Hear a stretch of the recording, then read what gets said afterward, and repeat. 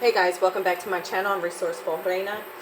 Today we're going to be actually doing homemade yogurt. I've never used this pot to do it. I'm always use a stainless steel pot. I'm going to try this out. So there are two different kind of milk. I'm going to be doing it separate. But the first one we're going to be doing is this one, just the whole milk. Make sure when you buy the milk, you can buy up to a gallon. It doesn't matter. This is an easy process. It's time consuming. I know people say, well, I could just go buy yogurt, it's cheaper, but I know what goes in my yogurt, so that's the most important thing to me. So this one says that this expires the 28th. The yogurt will be finished before that, trust me and believe. So I'm going to pour actually the milk inside the pot. I'll pour the whole thing. I usually make a gallon of yogurt. Sorry, that was my dishwasher. So I'm going to try this out in this pot to make sure that it's going to work, which I don't see why it wouldn't. Now, you do need a candy thermometer and anything to whisk. I wouldn't use this metal over metal because you're going to scratch it. And the only reason why I have this is to take out yogurt. So you need yogurt to make yogurt. You need live culture, live probiotics to make yogurt.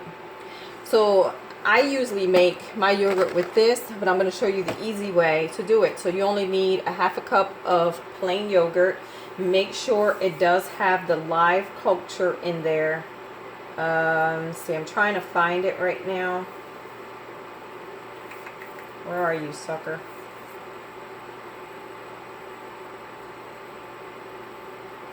Right in front of my face. Says contains live active culture, and that's what we're looking for right now. All right, guys. So here's my thermometer. You can use a candy. You can use any kind of thermometer as long as it's giving you the right temperature.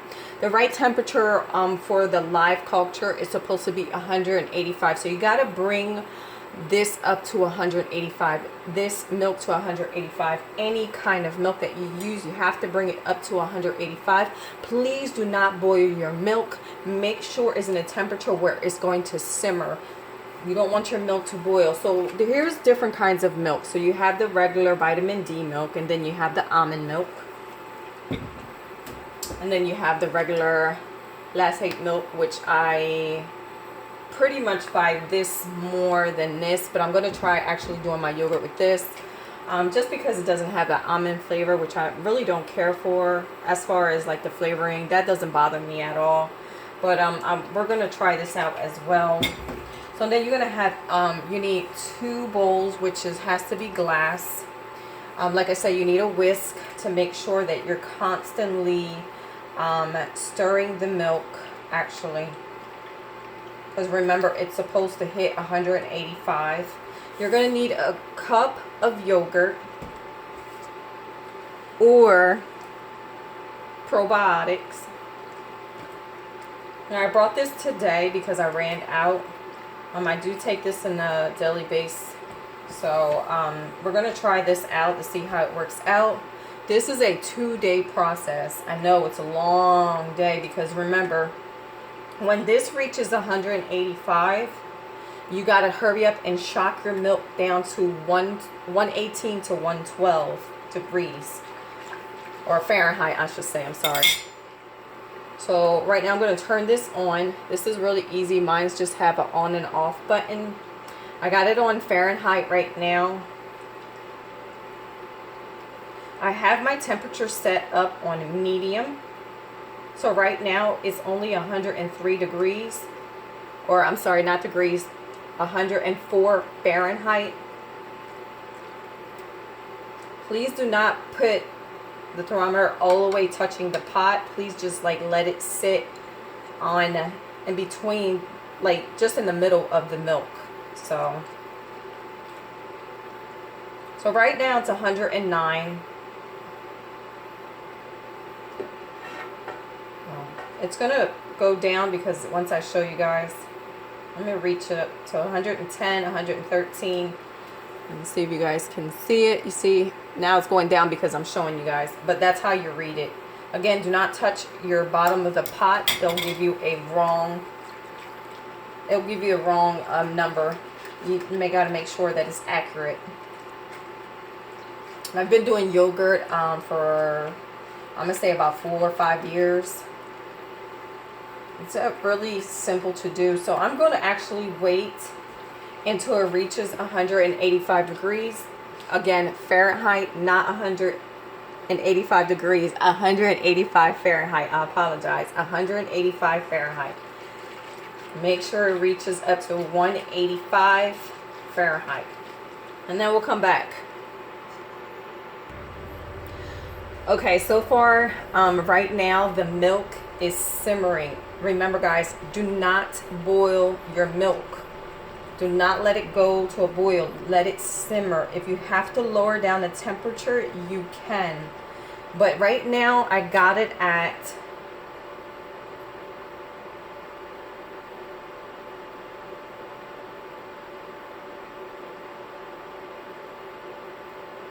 exactly at 162. 162 right now. So we still got a little bit ways to go. You can put it on high. The problem is if you're not paying attention to the milk, remember, I'm telling you guys got to keep stirring, whipping it. Again, do not use metal on metal unless you're using metal. That's fine. But you see I'm using a plastic spatula, or I'm sorry, a plastic whisk. So I just keep doing it. You can see actually the milk starting to foam up, which is perfect. The milk is starting to get creamier and thicker, and that's what you want. So again, we're just going to keep checking this out. This will be done quickly. So far, I'm into 7 minutes on my time. So this is about maybe a 20-minute process to do, because remember, you got to shock it. And now we'll continue on to see what's going to happen once it reaches 185. And then we have to shock it, and I'll show you guys how I shock my milk. Alright guys, so again, I poured my milk. I poured my regular. It has to be vitamin D if you're making whole yogurt. So I poured the vitamin D. I usually, like I said, I buy usually a gallon, but we're trying this pot out, so I decided to make a smaller batch. So that we're just going to pour it in a pot, non-stick or stainless steel, and then we're whisking it until it reaches to 185 Fahrenheit. And yes, it's a pain in the butt to do this. I mean, you're talking, you have to watch, and you have to keep an eye on it, because milk will burn if you don't keep an eye on it.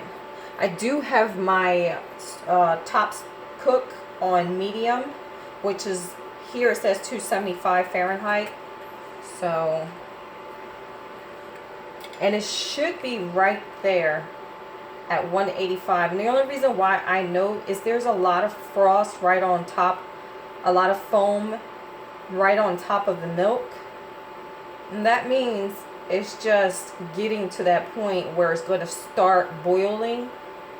Boom, I got 185. Now, if it reaches 190, it's okay.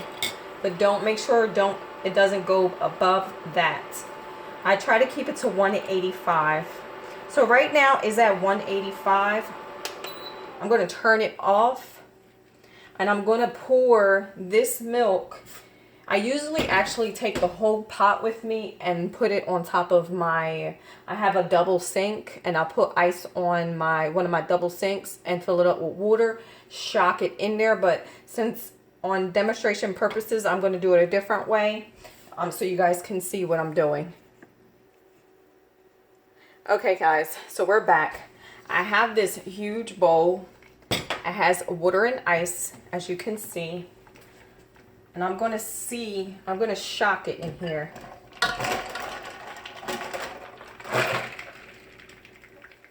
So I'm going to hold it on one side. Now this is, I know, this, you have to, remember, you have to bring it to a simmer to 185. Now you got to shock it down to 112. 112 to 118, preferable 118. And it's coming down because the ice is making it colder again. So the ice water is shocking the milk.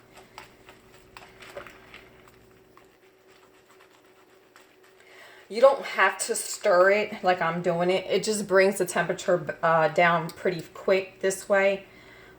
It feels like I don't feel like being in the kitchen all day. And which I don't mind. I don't care about that. That doesn't bother me. I like being in my kitchen. So right now we're at 160.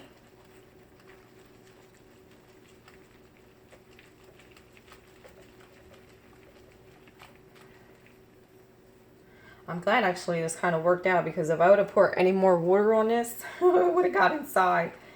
So right now we're at 153, guys. 153. So we're going to keep stirring this until it reaches 112 to 118. 112 to 118, preferable 118. So we'll be right back. Or I'll be right back. All right, guys. Right now we're at 124.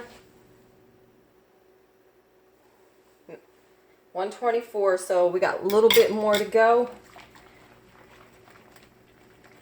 And remember, don't pour too much water on your ice thing, because when the ice melts, it'll start bringing that water level up. And you don't want it to get into your yogurt or your milk. So, just like I said, you don't have to stir this, but it actually is an easier process because it'll start bringing that shock down faster. Remember, you want it from 112 to 118 Fahrenheit. So, let me see, where is it at right now? And do not touch the bottom of your bowl. Keep it in between.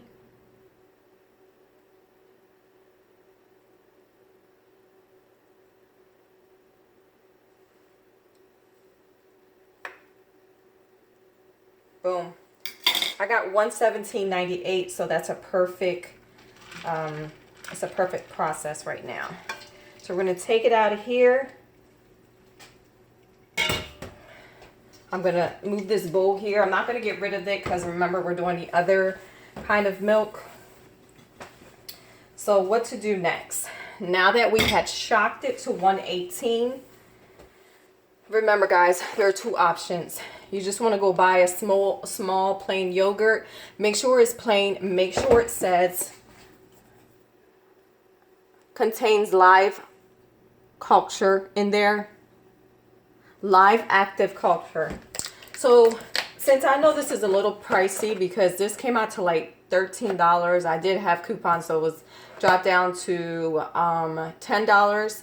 But I like this more. That's fine. It does pretty much the same thing, but I know what this, I don't really know what much this contains, because it does, if you can't pronounce a word and you got to look it up in a dictionary, that's a problem to me. And there are words that are, well, this one only, like I said, contains a culture, and it says wheat, protein, milk, low fat, so that's not too bad. So again, I prefer this, but we're going to use this one. On this milk, we're going to try this. We're going to use this one. So I have sensitive stomach, so unfortunately I can't have regular milk. I mean, I can, but it'll tear me up. So right now we're going to add, I have a trash can behind me. So we're going to add a 1/4 cup to a 1/2 cup to a cup, whatever you want to put in there. But you have to add at least a 1/4 cup to it.